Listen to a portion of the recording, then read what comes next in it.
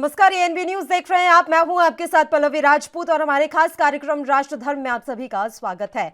उत्तर प्रदेश विधानसभा चुनाव के लिए उल्टी गिनती शुरू हो गई है। सभी राजनीतिक पार्टियां पश्चिमी उत्तर से लेकर पूर्वांचल तक और अवध से लेकर बुंदेलखंड तक चुनावी बिसात बिछा रही है।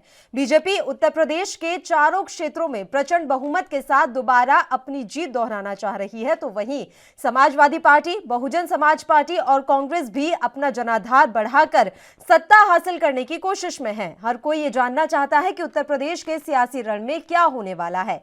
आइए आपको बताते हैं कि उत्तर प्रदेश का एक खंड जो कि बुंदेलखंड के नाम से जाना जाता है, वहां की हालत कैसी है। नेताओं के कितने वादे जमीन पर और कितने वादे उनके बंगले पर दिखाई देते हैं। बुंदेलखंड में चुनाव को लेकर कौन सी पार्टी भारी पड़ रही है, सारे प्रश्नों का हम इस रिपोर्ट के माध्यम से आपको जवाब देते हैं। नेताओं की जुबानी, आगे बुंदेलखंड की कहानी। उत्तर प्रदेश का एक सूबा गरीबी में डूबा, ना जात ना पात, बुंदेलखंड में गरीबों की जमात। अखिलेश माया योगी, सूबे की जनता है भुक्त गरीबों की जमात। अखिलेश माया योगी, सूबे की जनता है भुक्त भोगी।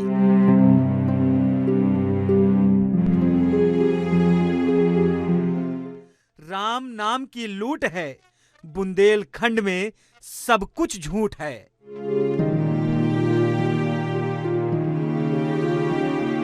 इसे बुंदेलखंड की बदकिस्मती कहें या कुछ और, मगर यह सच है कि आज यह समूचा क्षेत्र इंसानों की मंडी में तब्दील होता जा रहा है।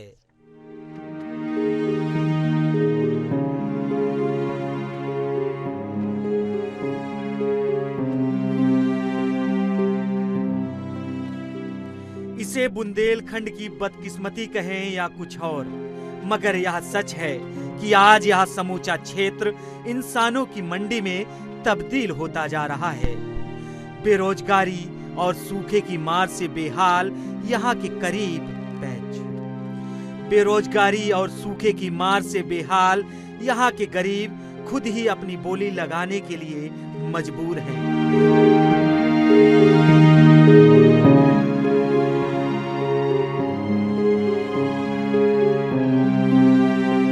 सरकारी आंकड़ों की बाजीगरी के चलते विशेष पैकेज और 100 दिन की काम की गारंटी देने वाला मनरेगा भी यह काम नहीं आ रहा है। उत्तर प्रदेश में बुंदेलखंड के 7 जिले आते हैं, जिसमें झांसी, जालौन, हमीरपुर, ललितपुर, बांदा, महोबा और चित्रकूट में कामगारों की हालत बेहद खराब है।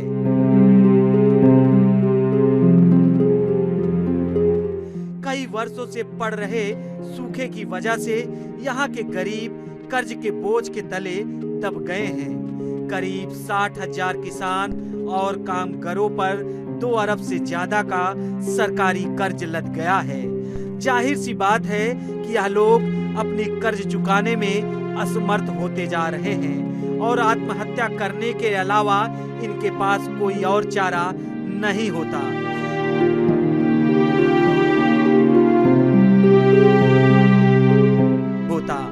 इसी वजह से विगत कई सालों से यहाँ के लोगों में आत्महत्या करने की प्रवृत्ति बढ़ती जा रही है।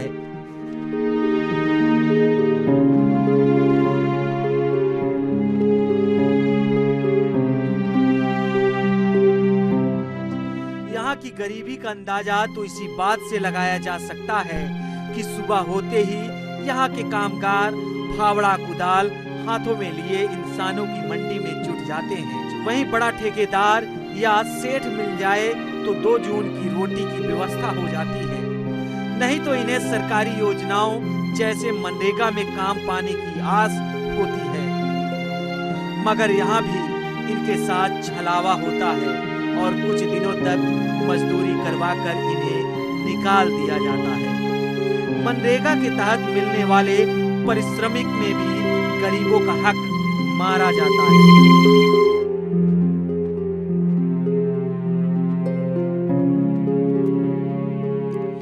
ये बुंदेलखंड है जो अपने सांस्कृतिक विरासत के लिए तो जाना जाता है, लेकिन उससे भी ज्यादा यहाँ की गरीबी विख्यात है।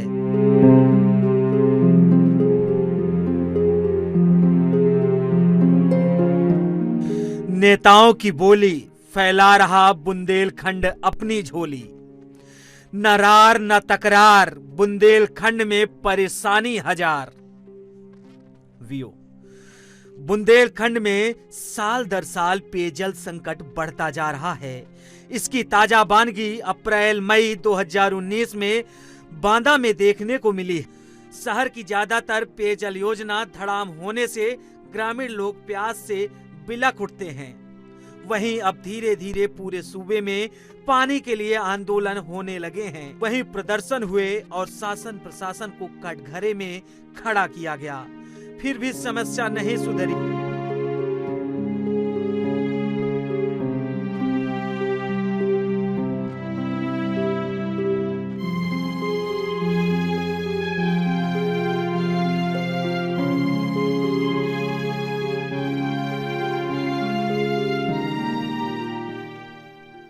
सबसे बड़ा प्रश्न ये है कि जल संकट क्यों बढ़ रहा है।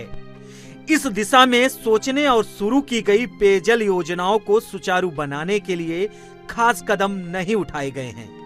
यही वजह है कि बुंदेलखंड के चित्रकूट मंडल की ज्यादातर पेयजल योजना दम तोड़ रही हैं।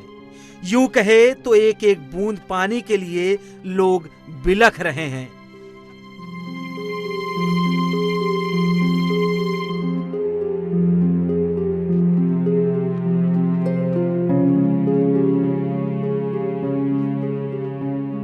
आओ मिलकर बुंदेलखंड बनाएं, गरीबों को उनका अधिकार दिलाएं। न हार में न जीत में, किंचित नहीं भयभीत में, संघर्ष पथ पर जो मिला यह भी सही वह भी सही।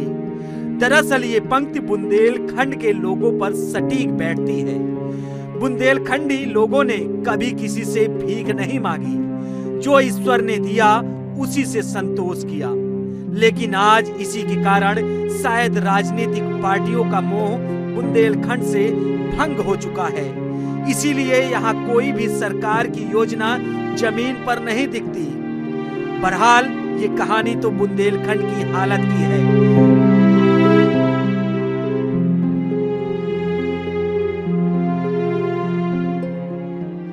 आगे सुनिए कि बुंदेलखंड को राजनीतिक पार्टियों ने कितना लूटा। साल था 2007 जब उत्तर प्रदेश की गद्दी पर बहुजन समाज पार्टी की अध्यक्ष मायावती ने प्रदेश की कमान संभाली, तो उत्तर प्रदेश वासियों को एक आस जगी कि अब बहन जी गरीबों, लाचारों, पिछड़ों के लिए कुछ करेंगी। बुंदेलखंड के लोग लखनऊ की तरफ टकटकी लगाए देख रहे थे, लेकिन उनके आंखों को सुकून देने की बजाय बहन जी ने अपना मुंह मोड़ लिया। समूचा बुंदेलखंड 5 सालों तक अपना दुख दर्द ढोता रहा। वहीं बहन जी मेहरबान हुई तो कुछ योजनाएं बुंदेलखंड को जरूर दी, लेकिन वह सिर्फ और सिर्फ नेताओं के बंगले तक ही सीमित रहा। वहीं साल 2012 में विधानसभा चुनाव को लेकर लड़ाई चल रही थी। एक तरफ बहन जी तो दूसरी तरफ भाई साहब यानी अखिलेश यादव थे। चुनाव अपने चरम पर था। कोई अनुमान नहीं था कि कौन सत्ता संभालेगा, लेकिन अपनी बड़ी बड़ी घोषणाओं के कारण उत्तर प्रदेश की गद्दी पर युवा नेता अखिलेश यादव विराजमान हुए। तब ऐसा लग रहा था कि अब शायद बुंदेलखंड की रूपरेखा बदलेगी। लेकिन एक बार फिर बुंदेलखंड वासियों के आंख में धूल झोंका गया। अपनी गरीबी को ढो रहे बुंदेलखंड वासियों को लगने लगा कि हमें ईश्वर ने अभिशाप दिया है। गरीबी लाचारी हमें कोख से मिली है, हमें इसी के सहारे जीना पड़ेगा। वही समय बीतता गया और अखिलेश की सरकार के दिन पूरे हो गए। फिर आया साल 2017 जब केंद्र में बीजेपी की सरकार थी और उत्तर प्रदेश में बीजेपी सत्ता में आना चाह रही थी। चुनाव की लड़ाई बढ़ती जा रही थी। एक तरफ बीजेपी तो दूसरी तरफ अखिलेश और राहुल का गठबंधन। वहीं तीसरी तरफ माया ने भी उत्तर प्रदेश की राजनीति में ताल ठोक रखा था। अब बुंदेलखंड की जनता के पास 3 ऑप्शन थे, लेकिन उन्हें एक को चुनना था जो उनका दुख दर्द बांट सके। जनता ने देर न करते हुए बीजेपी की पूर्ण बहुमत से सरकार बनवाई। लेकिन योगी जी ने कुछ हद तक जरूर काम किया, लेकिन बुंदेलखंड जैसा था वैसा ही रह गया। अब एक बार फिर विधानसभा चुनाव है और सामने बीजेपी, कांग्रेस, सपा, बसपा ताल ठोकने के लिए तैयार हैं। बुंदेलखंड की जनता के लिए सरकार चुनना कठिन हो गया है। उन्हें पता है कि सरकार किसी की हो, उन्हें तो सिर्फ और सिर्फ आम की गुठलोई ही मिलनी है। लेकिन बुंदेलखंडी कभी अपने वजूद से पीछे नहीं हटते और अपने बुरे दिन को कभी नहीं भूलते। इसीलिए इस बार बुंदेलखंड किसे लगाएगा राजनीति का तिलक, ये तो सिर्फ 10 मार्च को ही पता चलेगा। Bureau report, ANB news. इस मसले पर हम चर्चा भी करेंगे, लेकिन उससे पहले बस एक छोटे से ब्रेक के लिए यहाँ रुक रहे हैं। आप बने रहिए हमारे साथ।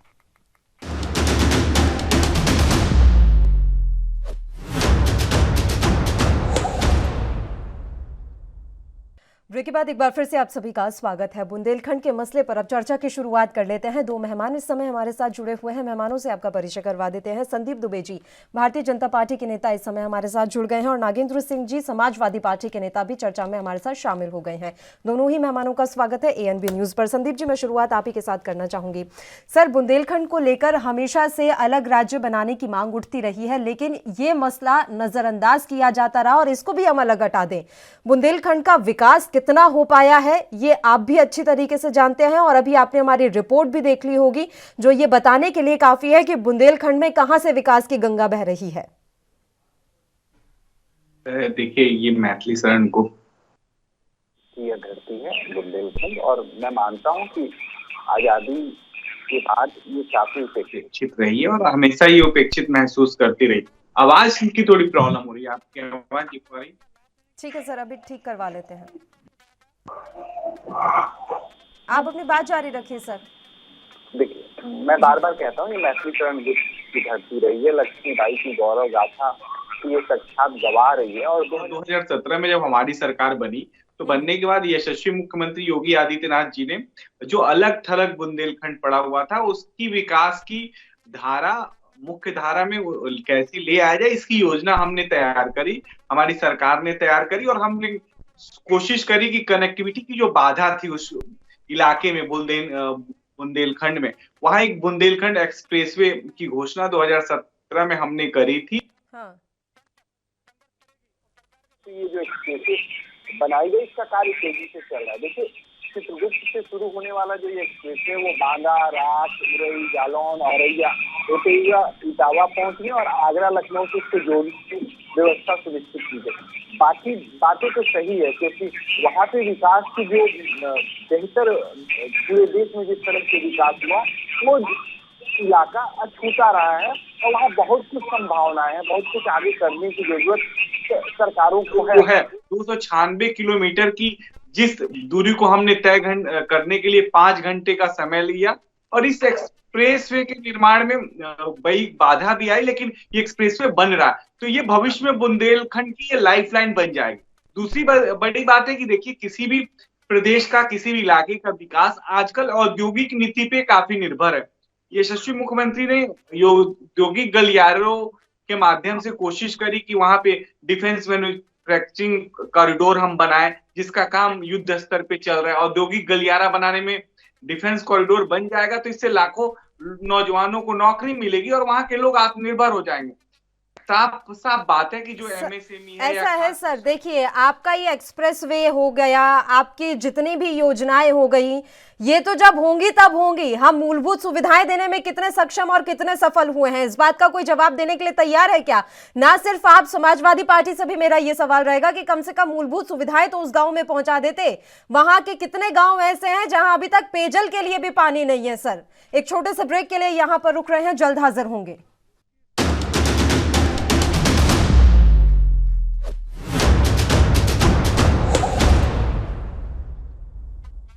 ब्रेक के बाद एक बार फिर से आप सभी का स्वागत है। नागेंद्र जी, आपका रुख करेंगे सर। मूलभूत सुविधाएं देने में तो आपकी पार्टी भी सफल नहीं हो पाई है। यहाँ पर आपकी सरकार थी, तब कौन सा बुंदेलखंड का विकास हो गया था? बड़ी अच्छा विषय आपने रखा है, क्योंकि उत्तर प्रदेश में आम चुनाव होने जा रहे हैं जी। और प्रत्येक क्षेत्र और खास तौर से पिछड़े क्षेत्र पर चर्चा करने के लिए आपका बहुत बहुत धन्यवाद। विशेष रूप से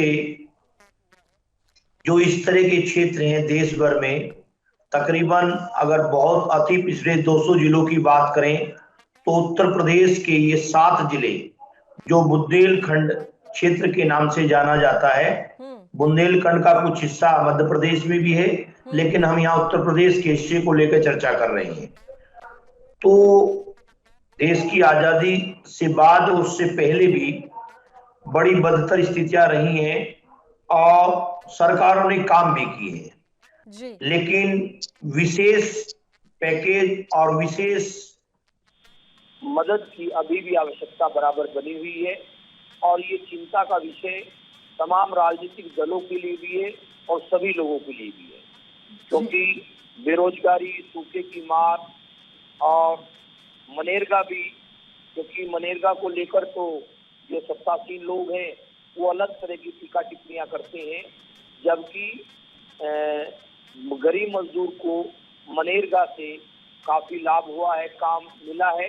भले ही वह सरकार, हमारी सरकार नहीं, केंद्र के कांग्रेस की सरकार के समय आया हुआ योजना हो, लेकिन वो एक अच्छी योजना रही है। लेकिन फिर भी इतना कुछ होने के बावजूद भी बुंदेलखंड अभी प्यासा है। लेकिन हमारे समय में जो बुंदेलखंड में मूल रूप से जो बड़ी समस्या है वो सूखे की समस्या है और उसके कारण हमारे समय में कुआ, चेक डैम जो केंद्र और राज्य सरकारों के विशेष पैकेज के माध्यम से काम हुए थे वो 17 से और 22 में धीमे हुए हैं और इनको खास तौर से क्योंकि बड़ा हिस्सा राज्यों को पंचवर्षीय योजनाओं में भी मिलता है, तो 12 से 17 के बीच जो 12वीं पंचवर्षीय योजना थी उसमें विशेष रूप से 4400 करोड़ रुपए का आवंटन हुआ और उस पैसे से हमारे समय में काम हुआ और जल मतलब संचय की और खास तौर से एक योजना और हमारे समय में लागू की गई जो सौर ऊर्जा, जो हमारी सौर ऊर्जा का स्रोत है, उससे यहाँ व्यवस्था को सुधार करने का हमारी सरकार के समय में काम हुआ। लेकिन धरातल पर तो इनका कुछ असर दिखा नहीं नागेंद्र जी। हाँ, मैं इसी प्रश्न जो आपका प्रश्न है उसी पे स्वतः ही आ रहा था। वो हुआ क्या, इन योजनाओं को फिर ठंडे बस्ते में डाला गया और खास तौर से बुंदेलखंड भी उस प्रक्रम से छूटा नहीं रहा जो इन लोगों की, सत्तासीन लोगों की नाम बदलने की जो प्रक्रिया थी। जैसे कि वहाँ तकरीबन 40-48 साल से बुंदेलखंड जो है विकास बोर्ड के नाम से एक संस्थान काम कर रहा था, तो उसकी गतिविधियां रोकी गई और फिर के 2018 में उसको बुंदेलखंड विकास निगम नाम दे दिया गया। तो बीच में 1.5-2 साल तो कुछ काम हुआ नहीं, उसके बावजूद भी जो काम हमारे साथी गिना रहे थे, वहाँ जो पाइपलाइन योजना थी वो अधूरी है और जिस बुंदेलखंड एक्सप्रेस वे की बात कर रहे हैं, अंतिम साल है सरकार का चुनाव। एक बात बताएं सर, ऐसा तो नहीं है ना कि आप 2017 में ही आए थे? आप कितनी बार रहे हैं उत्तर प्रदेश की सत्ता पर आसीन? कितना कुछ आपने बदल दिया, उसका भी तो दीजिए ना हिसाब कि हमने ये कुछ बदल दिया। आप वो योजनाएं गिना रहे हैं जो आपने 2017 या 2016 में चलाई, फिर आपकी सत्ता नहीं आ पाई तो फिर जो नई सरकार आई उन्होंने उन योजनाओं को ठंडे बस्ते में डाल दिया। आप जब तक रहे तब तक आपने क्या किया? क्यों इस तरह की स्थिति बुंदेलखंड में है? आपका जवाब हम लेंगे, उससे पहले एक छोटे से ब्रेक के लिए यहाँ रुक रहे हैं, जल्द हाजिर होंगे।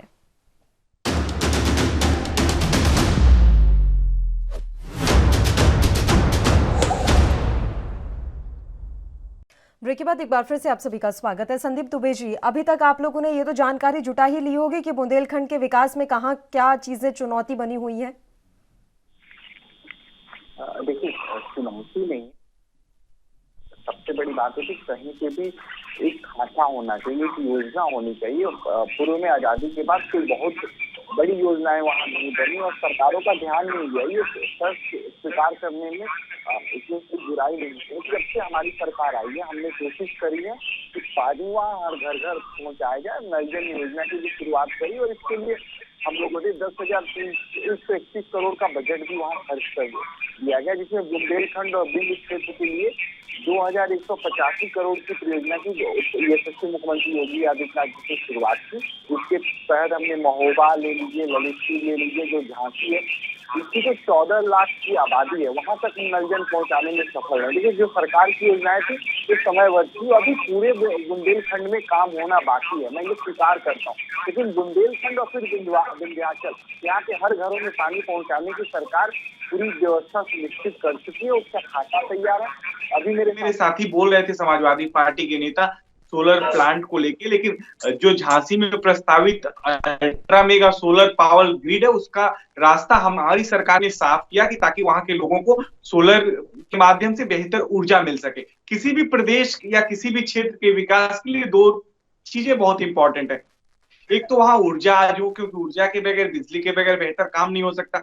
दूसरा, हमारी कोशिश थी कि वहां बेहतर रोड हो ताकि कनेक्टिविटी हो और पानी की बेहतर व्यवस्था सुनिश्चित करना राज्य सरकार की जिम्मेदारी है और हम कोई भी सरकार चुनी हुई अपनी जिम्मेदारी से पीछा नहीं छुड़ा सकती और हम किसी की बुराई नहीं कर रहे हैं। देखिए, जलालपुर है या जसवंतपुर है, करीब हम 3,000 एकड़ जमीन चयनित किए हैं और सरकार से सोलर प्रोजेक्ट के लिए हमने मंजूरी भी करवाई हुई है। वहां काम हो रहा है, लेकिन गरीबी जिस स्तर पे है उस तरह से गरीबी दूर करना सरकार की सबसे बड़ी चुनौती है और इस चुनौती को हम स्वीकार करते हैं और हम आने वाले समय में आप देखेंगे 2-4-5 साल जिस तरह की योजनाएं वहां चल रही है, सारी समस्याएं वहां की दूर होंगी धीरे धीरे और व्यवस्थाएं बदलती है, लेकिन धीरे धीरे बदलती है। आजादी के बाद अगर इन क्षेत्रों में ध्यान दिया, मान लीजिए, अभी आप नहीं मानेंगे संदीप दुबे जी, लेकिन अगर सरकार बदल गई तो क्या होगा?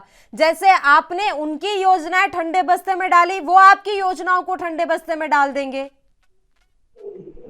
हर चीज भविष्य के लिए तैयार होती है क्या कि आप जब अगली बार सत्ता में आएंगे तो हम ऐसा करेंगे? नहीं, हम तो कर रहे हैं, हम करेंगे नहीं, हम तो कर रहे हैं, हम पूरा भी करेंगे और आने वाली दिनों में 100% आप देखेंगे बुंदेलखंड उत्तर प्रदेश का सबसे अग्रणी इलाकों में होगा, क्योंकि जिस तरह से वहां की जो जमीन है, वहां की भूमि है या वहां के जो लोग जितने मेहनती है, हमें नहीं लगता कहीं और इतनी मेहनती जमीन है और सारी चीजें, जैविक खेती वहां बहुत अच्छे से हो सकती है। और यशस्वी मुख्यमंत्री ने तो बार बार वहां के लोगों को इस बात के लिए प्रोत्साहित किया कि बुंदेलखंड को हम जैविक खेती का हब बनाए, जिसकी वजह से वहां के लोगों में जो जहरीली रासायनिक खाद है वहां पे फैली हुई है, उससे मुक्ति देश को मिले, उत्पाद बढ़े, कीमत बढ़े और किसान वहां का खुशहाल हो। आज जरूरी है, सरकार के सामने समस्याएं हैं, इसको मैं स्वीकार करता हूं, और वहां गरीबी है, इसको भी मैं स्वीकार करता हूं, लेकिन उससे लड़ने के लिए हमारी सरकार ने जो कोशिश करी है वो अग्रणी कोशिश है और आने वाले समय में कह सकता हूं कि बुंदेलखंड उत्तर प्रदेश का सबसे मजबूत इलाकों में होगा। ठीक है, संदीप त्रिपाठी जी इस समय हमारे साथ जुड़े हुए हैं, कांग्रेस पार्टी के नेता हैं। संदीप जी, स्वागत है आपका एएनबी न्यूज पर। सर, बुंदेलखंड को लेकर चर्चा चल रही है और समाजवादी पार्टी का ये कहना है कि उन्होंने कई योजनाएं चलाई, लेकिन बीजेपी सत्ता में आ गई तो उनकी योजनाओं को ठंडे बस्ते में डाल दिया गया। अब संदीप दुबे जी ये कह रहे हैं कि हम कोशिश कर रहे हैं और आप देखिएगा आने वाले समय में बुंदेलखंड अग्रणी है, वो रहेगा उत्तर प्रदेश में। देखिए, बिल्कुल अग्रणी था और प्राकृतिक संसाधन से भरपूर है वो क्षेत्र, लेकिन दुर्भाग्य है कि वहाँ पर पिछले दिनों सूखा पड़ा और सूखे, अभी हमारे मित्र ने कहा कि 70 साल से कुछ नहीं हुआ, तो दुबे जी को नहीं पता है कि वहाँ पर एक डैम भी बना हुआ है, कांग्रेस ने वहाँ डैम बनाया है और उस डैम से नहरें बनी हुई है और ये ऑलरेडी पहले काम हुआ है। और ये जो पानी की दिक्कत है ये पहले नहीं थी।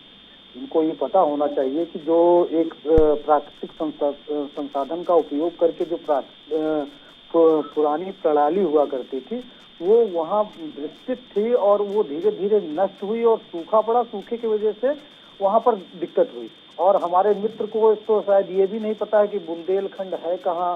वो बुंदेलखंड की बात करते हुए विंध्याचल पहुंच जा रहे हैं।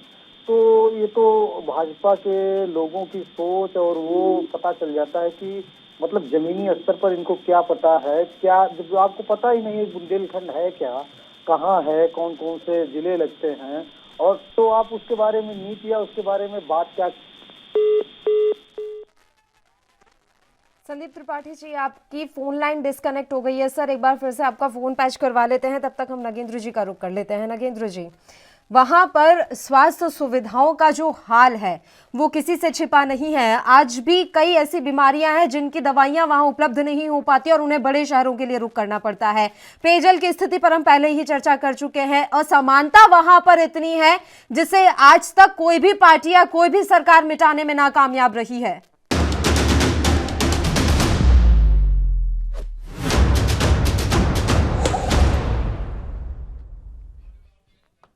ब्रेक के बाद एक बार फिर से आप सभी का स्वागत है। बुंदेलखंड के मसले पर चर्चा लगातार जारी है। संदीप त्रिपाठी जी, आप ही का रुख करेंगे। सर, पिछली बार आपकी बात अधूरी रह गई थी, अब आप अपनी बात पूरी कीजिए। जी, जैसा कि मैं बता रहा था कि कांग्रेस ने के लिए, और पहली बात तो बुंदेलखंड है, ये मान के चलिए कि उसका बहुत समृद्धशाली इतिहास रहा है। बुंदेलखंड ऐसा जो आज है वो ऐसा नहीं रहा है। उसके लिए समाजवादी पार्टी, बसपा और जो भी आज 32 वर्ष से शासन में है, इनकी जिम्मेदारी है और इन्होंने उसको पीछे किया है। नहीं तो आप समझिए कि वहीं से आज जो है जो रेता आता है पूरे पूर्वांचल में वहीं से आता है, जो गिट्टी आती है वहीं से आती है, और वहाँ पर जो है पन्ना हीरा जो मिलता है, सबसे बड़ी खदान जो है उसी बुंदेलखंड एरिया में है। तो इतने प्राकृतिक संसाधनों से भरपूर होने के बावजूद आज वो पिछड़ा तो इन्हीं लोगों की वजह से पिछड़ा। आप देखिए कि आज समाजवादी बालू माफिया बना बैठा है, उसके बाद बसपा के लोग, पहले बसपा की सरकार में बसपा माफिया बने हुए बैठे थे, आज भाजपा की सरकार है तो सिरातू, मुझे पता है, मैं पर्सनली जानता हूँ। जब लॉकडाउन लगा हुआ था और जब आप याद कर लीजिए सीबीआई की जांच चल रही थी जो है इस पे मोरंग पर, हमारे यहाँ केशव प्रसाद मौर्य जी की 1000 गाड़ियां चलती थी और बिना जो है जांच के वो जाकर जो है पश्चिम आपके पूर्वी उत्तर प्रदेश के कई जिलों में बिना जांच के जाती थी। और जो रेता 30,000 40,000 का है उस समय 2-2 लाख रुपए में हमारे जो है मंत्री जी ने भिजवाया, उप मुख्यमंत्री जी ने, अब मंत्री जी तो छोड़िए, उप मुख्यमंत्री जी ने भिजवाया। और आज भी शीतला प्रसाद पटेल, मैं नाम बता रहा हूँ, विधायक है सिराथू के अभी तक के, उनके हमारे जिले में कम से कम पर डे 20 गाड़ियां आती है, ओवरलोड गाड़ियां आती हैं और विदाउट जांच आती है। तो जिस प्रकार से वहां के संसाधनों को इन पार्टियों ने लूटा, उस संसाधन का उपयोग वहां के विकास के लिए नहीं हो पाया।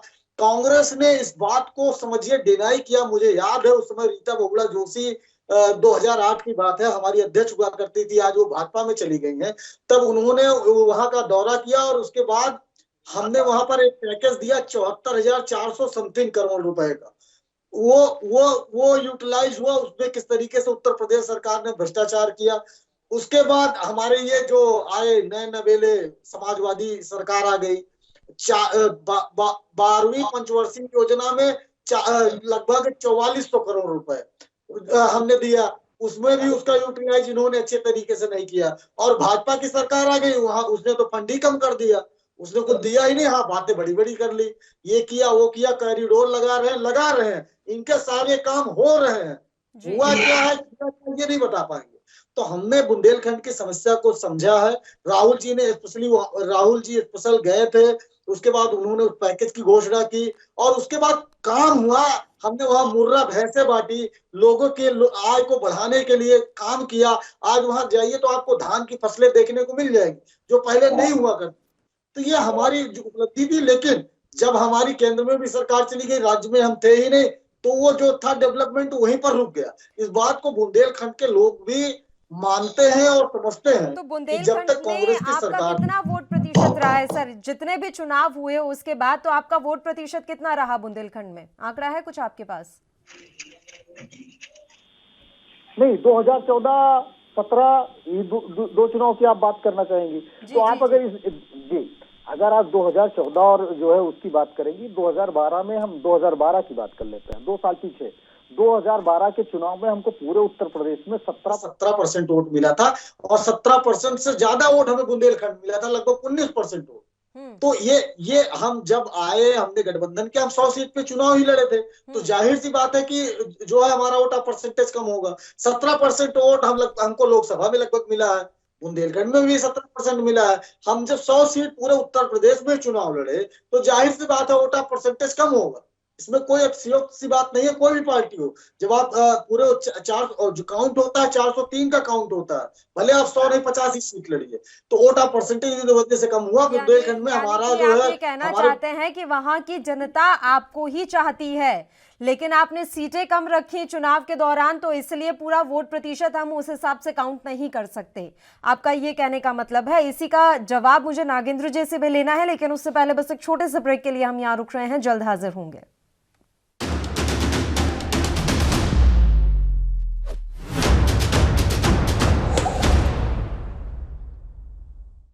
ब्रेक के बाद एक बार फिर से आप सभी का स्वागत है। नागेंद्र जी, आपका क्या हाल रहा है वहां पर? आपकी सियासी जमीन क्या कुछ रही वहां पर बुंदेलखंड में? पर्सन सियासी जमीन पर हम चर्चा नहीं कर रहे हैं उस क्षेत्र, क्योंकि जब सरकारें बनती हैं तो उनका ये दायित्व बनता है कि वो सभी क्षेत्रों का विकास करें और समावेशी सोच रखें। साथ ही साथ जो अति पिछड़े क्षेत्र हैं, जो इसलिए पूछा, उसके हिसाब से हम तय कर पाएंगे ना कि वहां की जनता कौन सी पार्टी पर विश्वास कर रही है या करती थी, कौन सी पार्टी रही है जिसने सबसे ज्यादा छला है बुंदेलखंड की जनता को।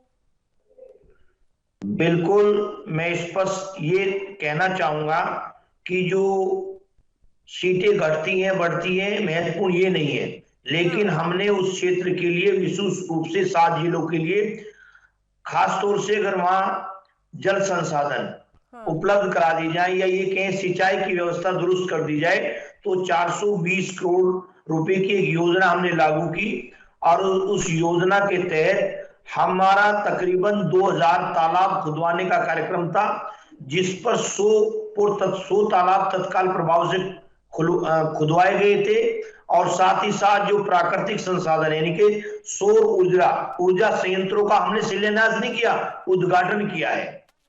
तो वो रोड मैप हमारे पास था जो 17 से बाद में धीमा पड़ा या ठप पड़ा।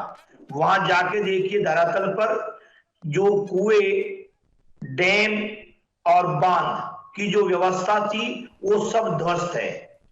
जहां तक सियासी पारी का प्रश्न है, जब दिसंबर 2021 में हमारी पार्टी के राष्ट्रीय अध्यक्ष ने बुंदेलखंड का दौरा किया था, तो वहां जो जनमानस उपस्थित था वो इस बात का प्रमाण है कि बुंदेलखंड के लोग वहां के विकास के लिए और उन समस्याओं के समाधान के लिए समाजवादी पार्टी की ओर देख रहे हैं। और हमें जब जनता अवसर देगी, उनके लिए हम एक समग्र और समावेशी नीति बनाकर विकास का कार्य करेंगे। सिंचाई हो, पेयजल हो, अखिलेश यादव एक बार जाकर चले गए तब नहीं हो पाया, अब आप एक बार फिर से उनसे मौका मांग रहे हैं।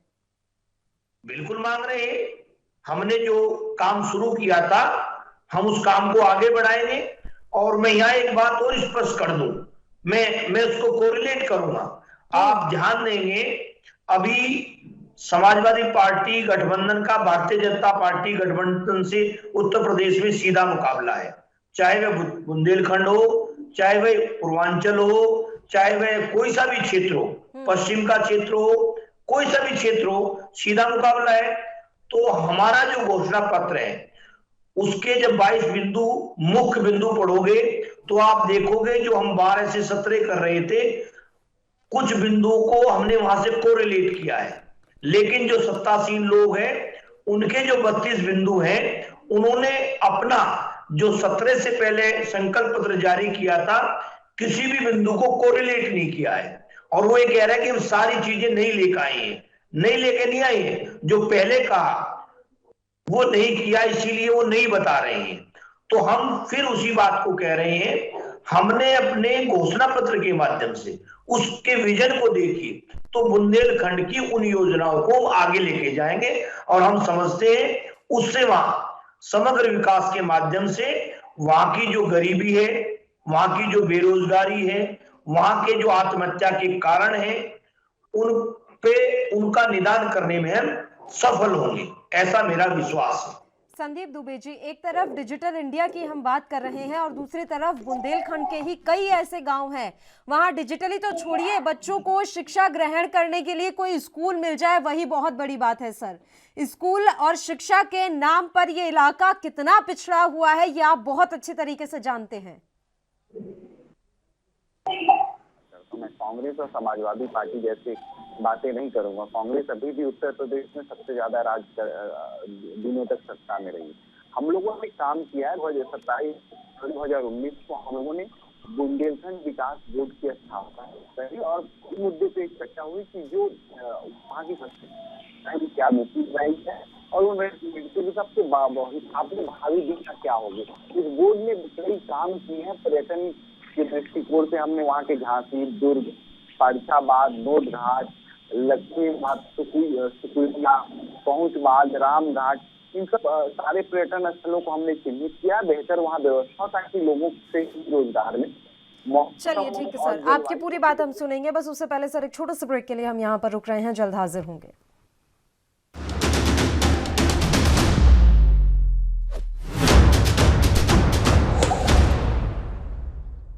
ब्रेक के बाद एक बार फिर से आप सभी का स्वागत है। संदीप दुबे जी, पर्यटन के लिहाज से आपने वहां पर काम किया है, कितने लोगों को रोजगार मिला वहां पर? पर्यटन में जो लोग जुड़ते हैं वहाँ के गाँव में, वहाँ से जुड़ने वाले लोगों को आवाज बड़ी इसको क्यों कर रही है? ठीक करवा लेते हैं सर, आप बात जारी रखिए।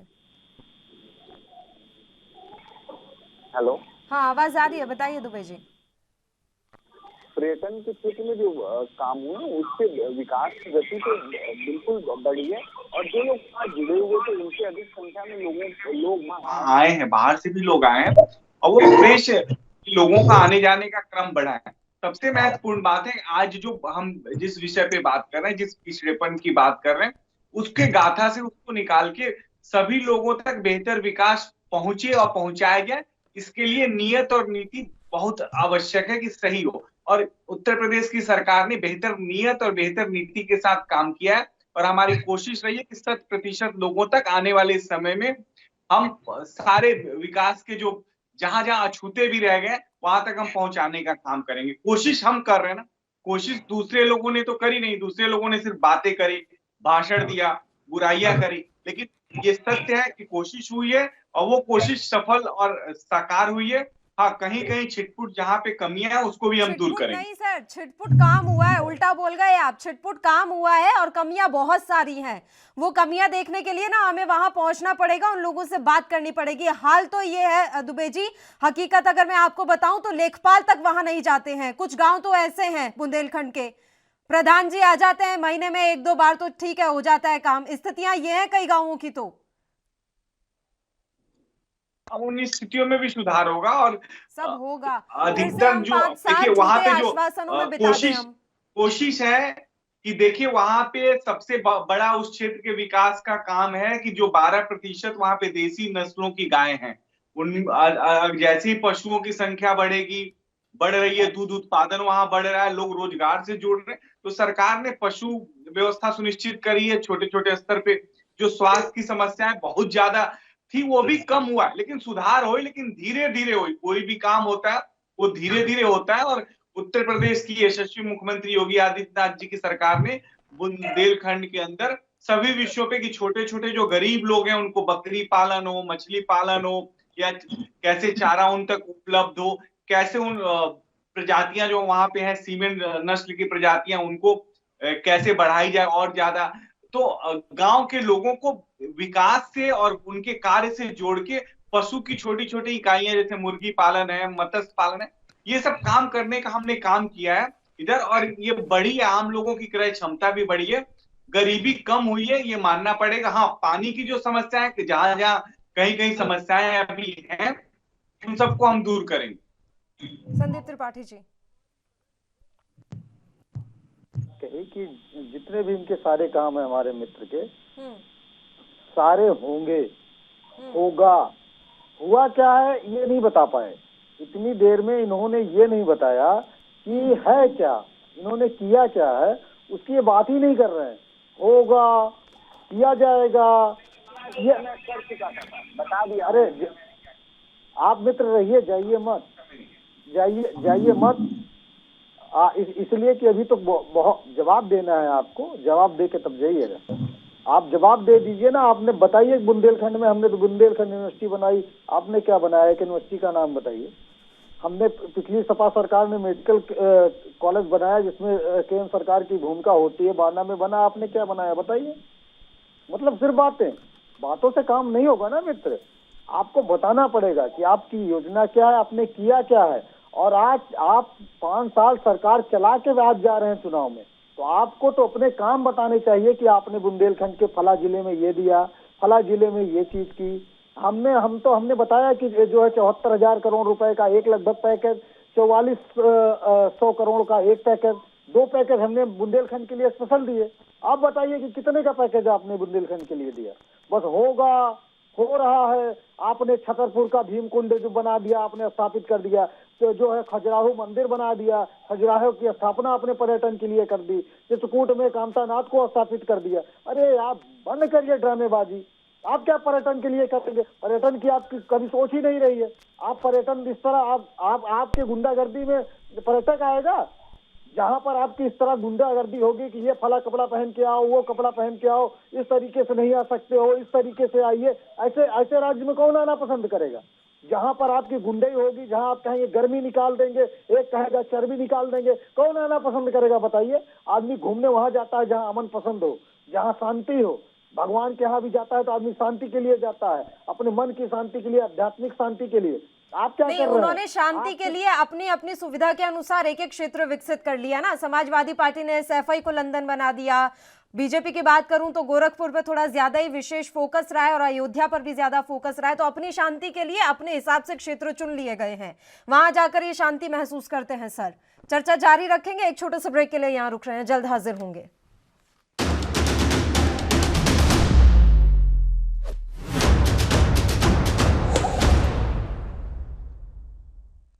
ब्रेक के बाद एक बार फिर से आप सभी का स्वागत है। बुंदेलखंड के बारे में आज राष्ट्र भर में चर्चा हो रही है।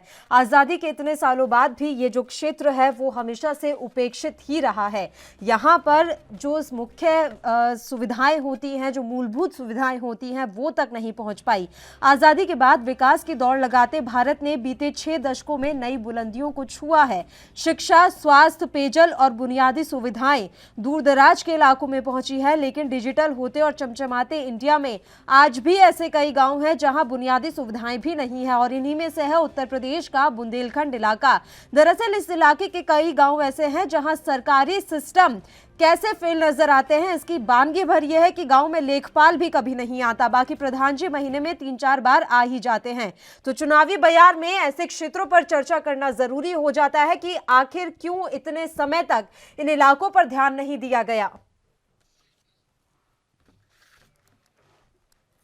चर्चा की एक बार फिर से शुरुआत कर लेते हैं। मेहमान हमारे साथ लगातार बने हुए हैं। संदीप त्रिपाठी जी, दुबे साहब तो चले गए इस समय चर्चा छोड़कर, तो अभी आप अपनी बात रख लीजिए।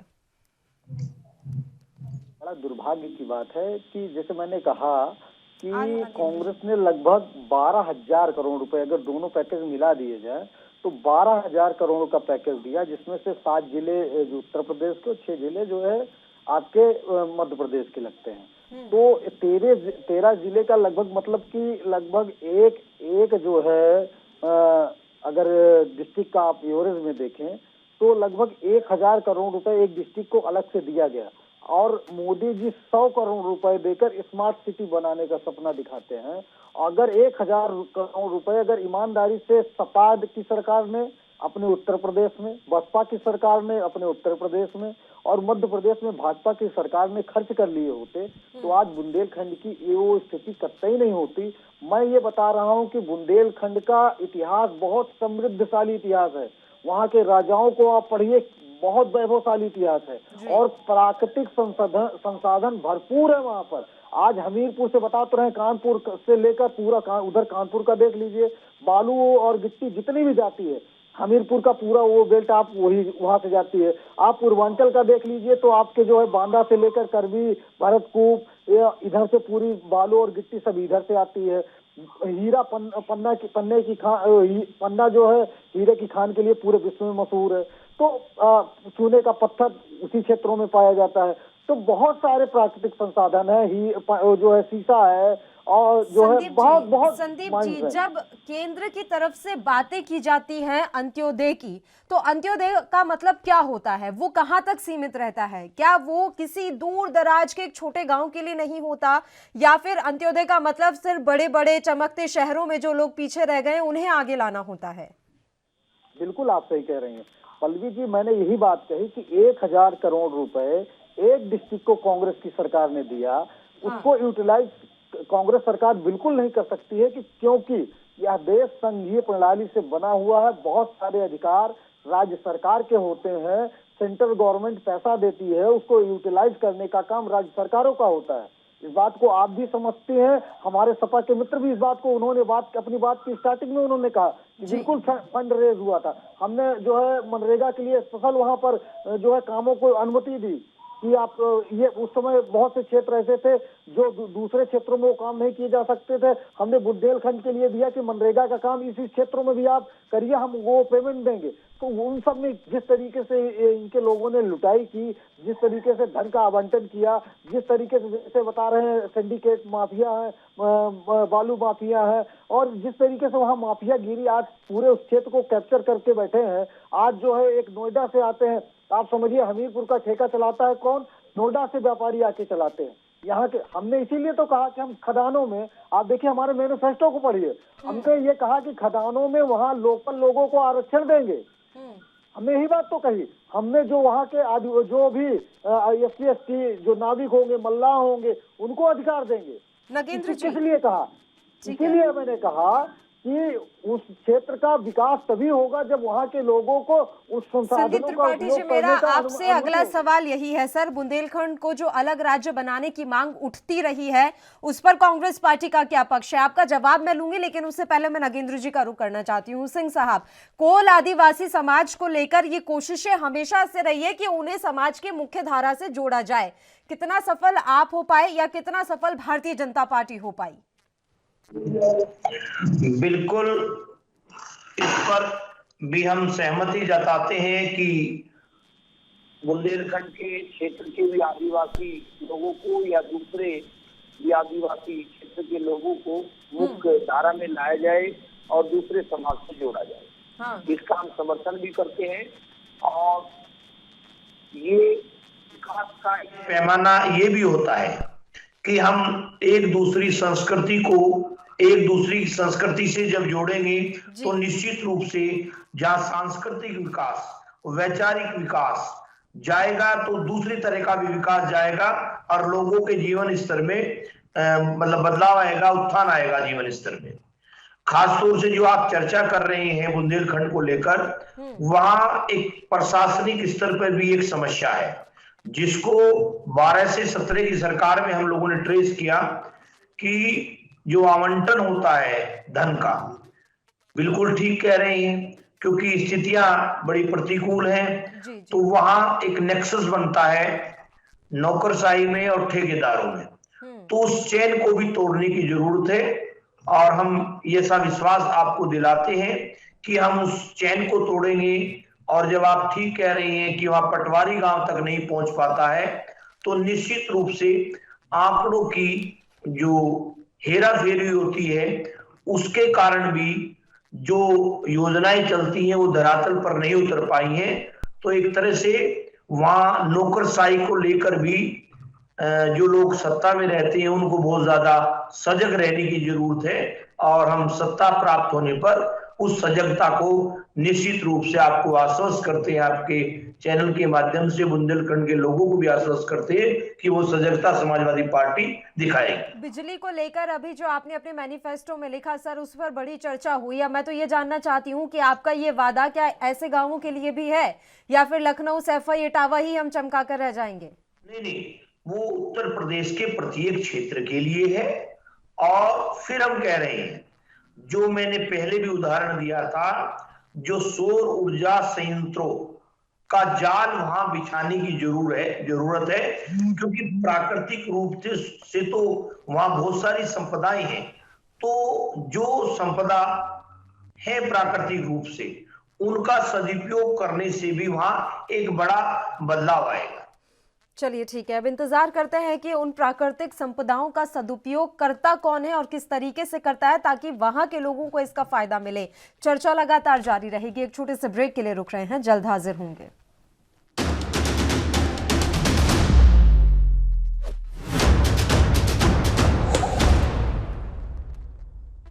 ब्रेक के बाद एक बार फिर से आप सभी का स्वागत है। एक और मेहमान समय चर्चा में हमारे साथ जुड़ गए हैं राहुल आनंद जी, भारतीय जनता पार्टी के नेता हैं। राहुल जी, स्वागत है आपका एएनपी न्यूज पर। आपका रुख करूं उससे पहले मैं संदीप त्रिपाठी जी से जानना चाहूंगी। बताइए सर, मेरा आपको लेकर सवाल वही है कि अलग राज्य बनाने की मांग जो उठ रही है बुंदेलखंड को, क्या आप इस मांग का समर्थन करते हैं? क्या आपकी पार्टी इसको लेकर कोई अलग से विचार रखती है? देखिए, बिल्कुल समर्थन करती है।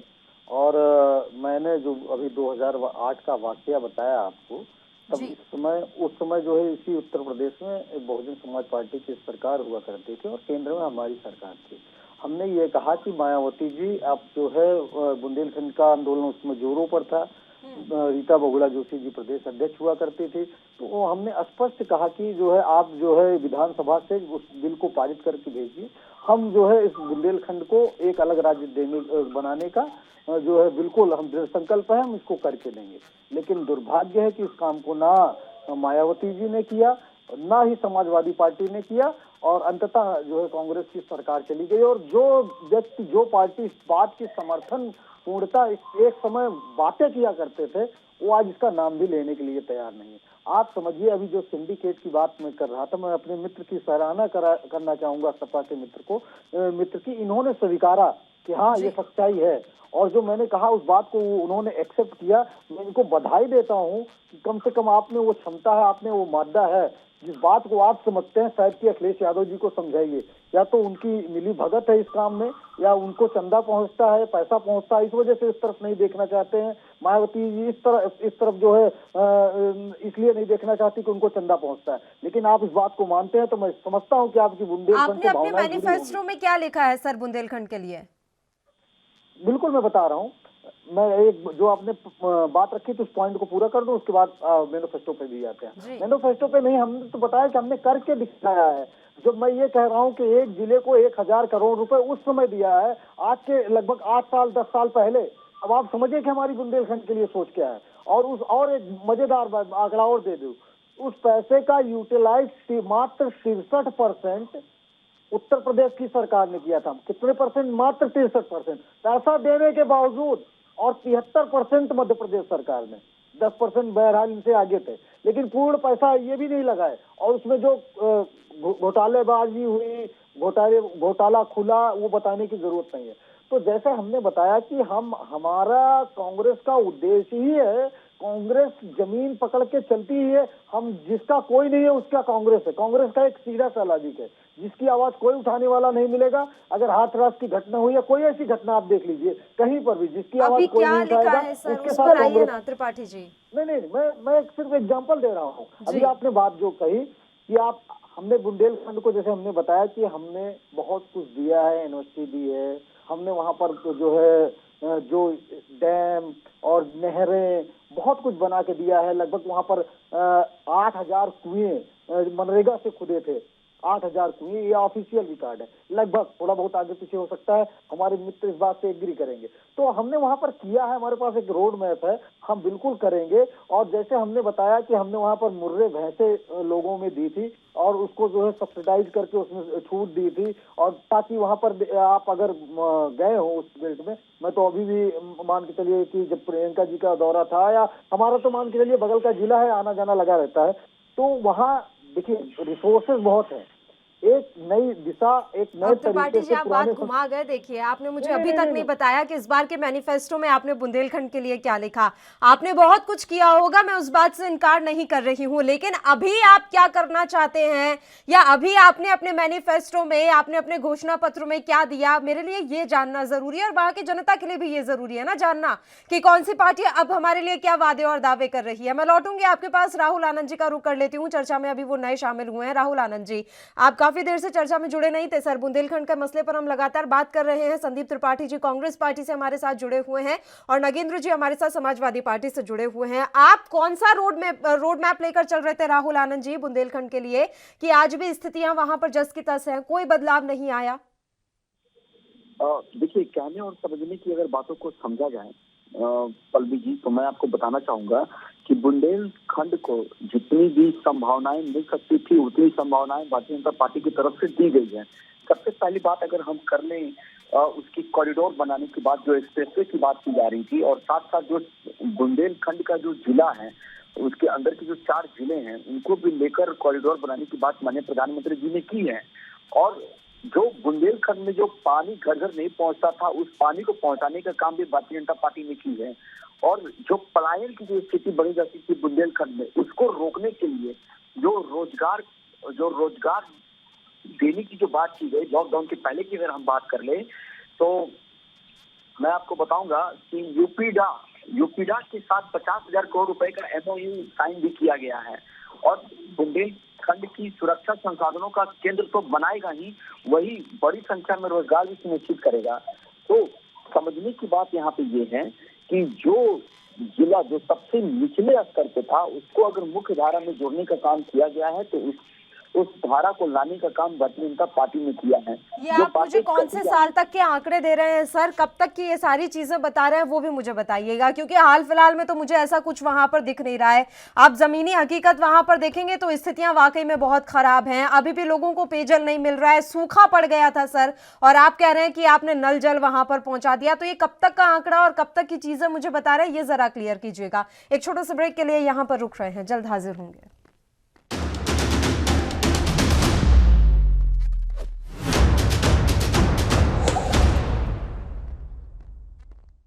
ब्रेक के बाद एक बार फिर से आप सभी का स्वागत है। राहुल आनंद जी आपने जो मुझसे प्रश्न किया था कि आप किस साल की बात को बता रहे हैं, तो मैं आपको बता दूं कि 2018 में मुख्यमंत्री योगी आदित्यनाथ जी ने इन्वेस्टर समिट का आयोजन किया था।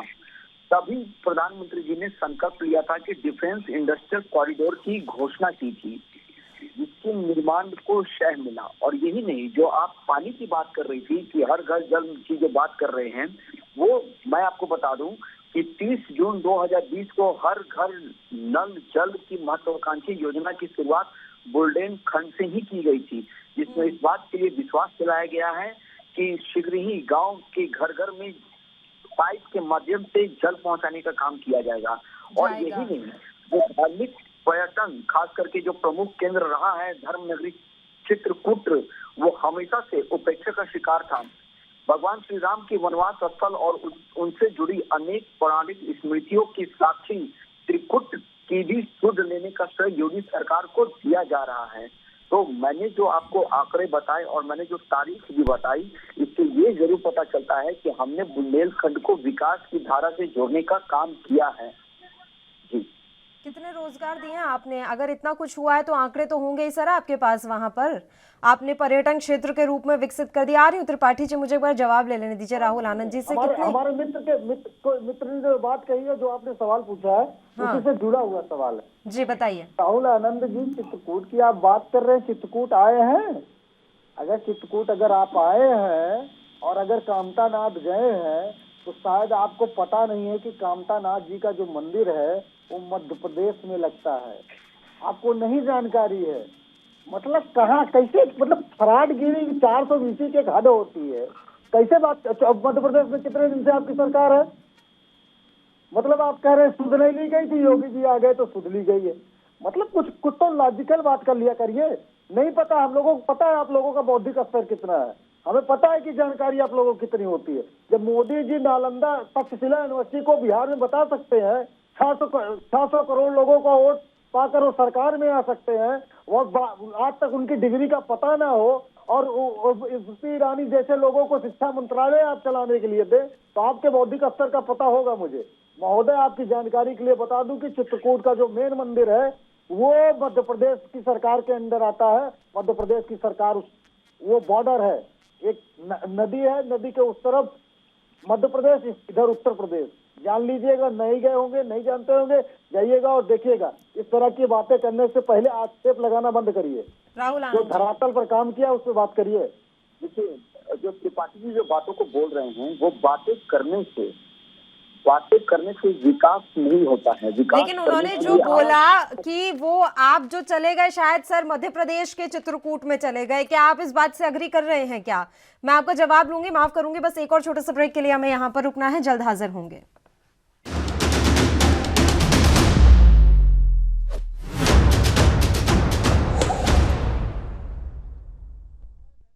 ब्रेक के बाद एक बार फिर से आप सभी का स्वागत है। राहुल आनंद जी,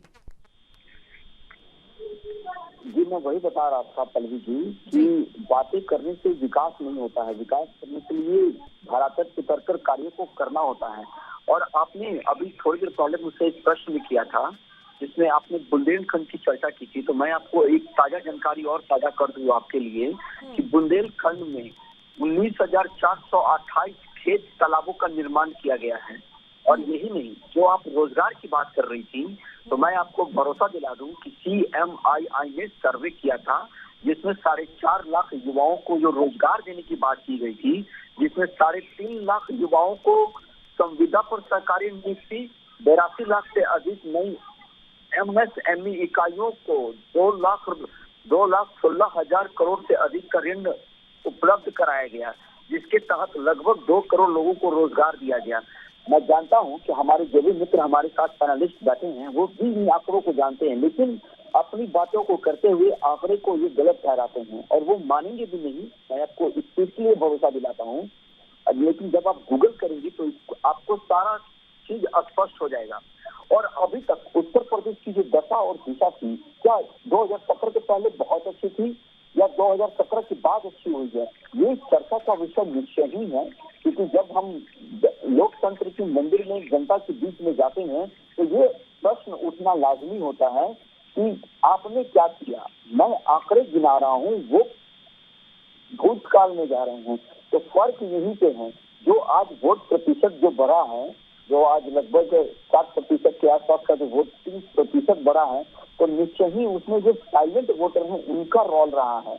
और ये 10 तारीख को ये क्लियर हो जाएगा कि जनता का मूड किसके साथ है और किसके। प्राइवेट वोटर क्या होते हैं सर? आनंद साहब, आपने अभी एक शब्द बोला कि प्राइवेट वोटर्स का रोल ज्यादा रहा है, तो ये कौन से वाले वोटर्स होते हैं?